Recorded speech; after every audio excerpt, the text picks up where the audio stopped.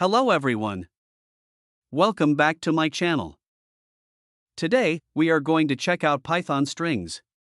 Strings in Python are surrounded by either single or double quotation marks. Let me show you that now. I am creating variable a and assigning value with double quotes. Following that, I am creating another variable and assigning a value using single quotes. Let me use the print function to print the values of created variables. See? We have got the expected results without any errors. Now, we all know that single or double quotes should be used if you would like to assign a string to a variable in Python.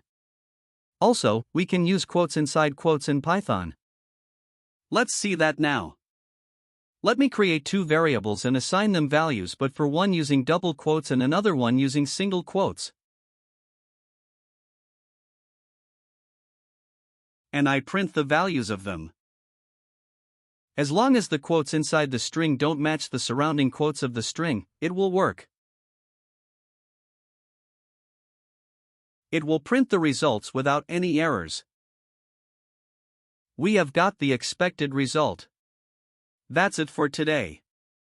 If you found this video helpful, please don't forget to like, subscribe and hit the bell icon for more videos. Thanks for watching.